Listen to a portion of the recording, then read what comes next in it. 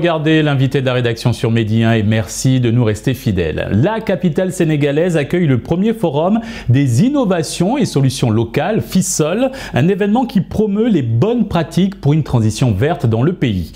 Organisé par Enda Tiers-Monde et le programme de microfinancement du Fonds pour l'environnement mondial, ce forum vise à encourager des actions durables pour renforcer les communautés et protéger l'environnement. Pour en apprendre davantage sur cet événement, nous recevons M. Saliou Tassé Faye, responsable du suivi-évaluation à Enda Tiers-Monde. Merci d'avoir accepté cet entretien. Merci pour cette invitation. Monsieur Faye, tout d'abord, quels sont les principaux objectifs du FISOL 2024? Le FISOL 24, le Forum des innovations et solutions locales, donc 2024, a pour objectif de créer des espaces d'échange, d'apprentissage des bonnes pratiques et d'impulsion d'une dynamique de la promotion de la mise à l'échelle des solutions vertes au niveau national.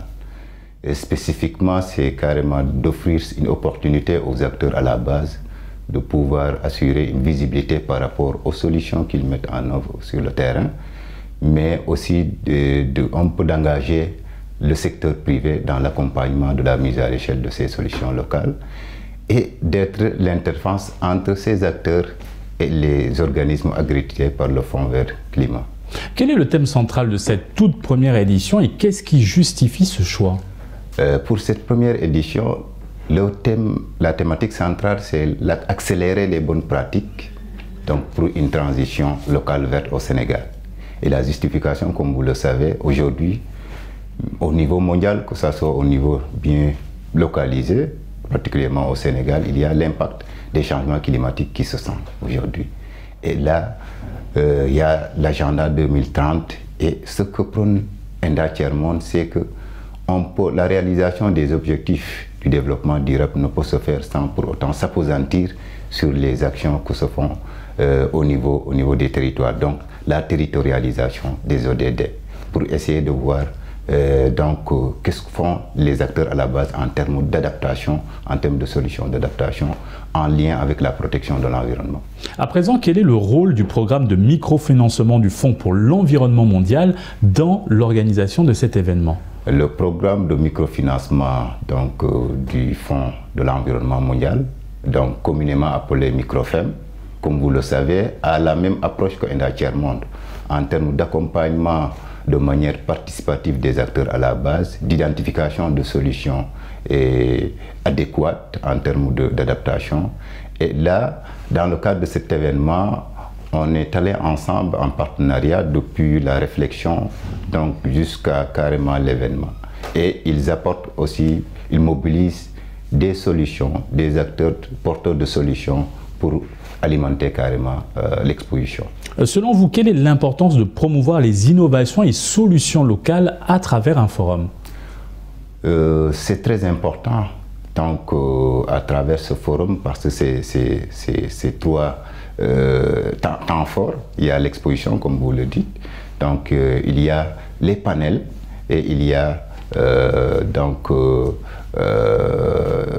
les champions FISOL. Monsieur Faye, quelles sont les catégories d'innovation locale mises en avant lors de ce forum? Un stand d'exposition est justement prévu à cet effet.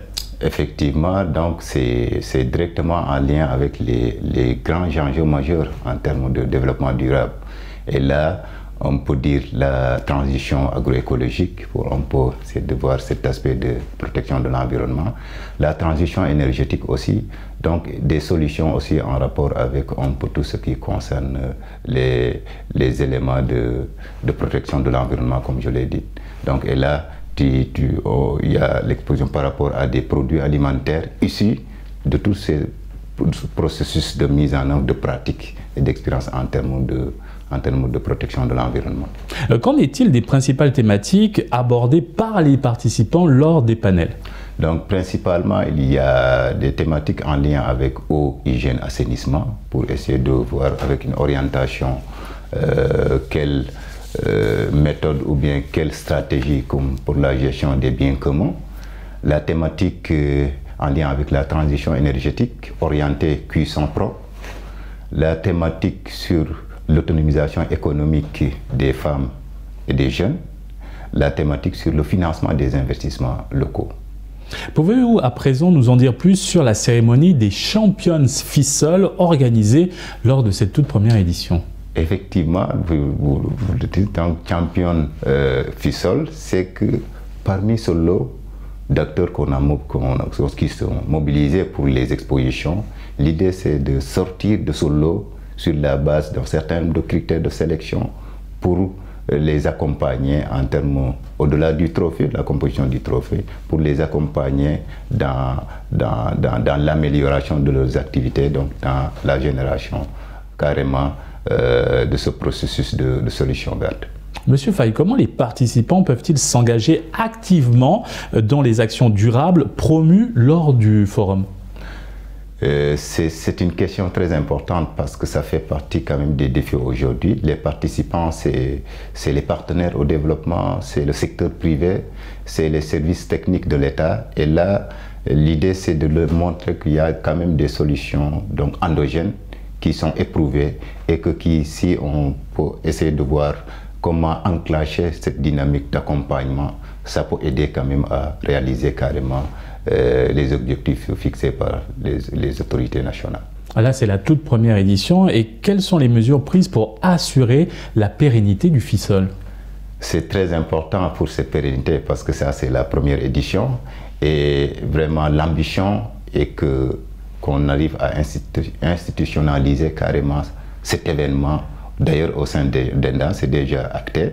Et on est en train de voir avec les partenaires. D'ailleurs, dans les forums, ça revient pour essayer de montrer aux partenaires que c'est des événements importants en termes de cadre d'échange et de divulgation des solutions endogènes et qui peuvent quand même aider carrément dans l'atteinte des objectifs durables. Et maintenant, quelles sont les retombées attendues de ce forum sur les initiatives vertes et la sensibilisation à l'environnement à l'échelle locale et internationale? À l'échelle locale, c'est d'arriver carrément à établir des partenariats stratégiques entre les organisations de la société civile, les collectivités territoriales, les services publics et le secteur privé. Ça, c'est au niveau local pour essayer quand même de booster cette dynamique de changement d'échelle par rapport à cette solution locale. Au niveau international, comme vous le savez, c'est de montrer quand même carrément que la réalisation de l'agenda 2030 avec les ODD, aujourd'hui, ça nous reste quelques années d'atteindre cet horizon-là, et fondamentalement doit être lié carrément à cette localisation de ces types de solutions locales et essayer de faire l'agrégation pour essayer de voir comment implémenter ça carrément au niveau national à toutes les échelles. Et de là, on va impacter globalement pour arriver quand même à réaliser ces ODD. Personnellement, en tant que responsable suivi et évaluation à ENDA Énergie, quel regard portez-vous sur la transition verte au Sénégal?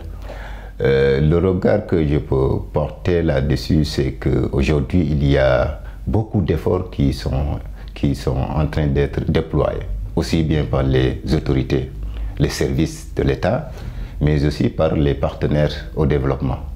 Et quand je parle partenaires de développement, mais aussi partenaires techniques de l'État, en l'occurrence les organisations de la société civile comme ENDA Tiers-Monde aujourd'hui, particulièrement avec son entité ENDA Énergie.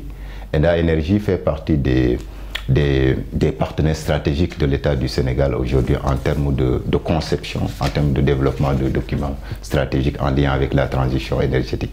Et en même temps, on déploie aussi des actions sur le terrain pour essayer de contribuer à la promotion de l'accessibilité de l'électricité, surtout en zone rurale.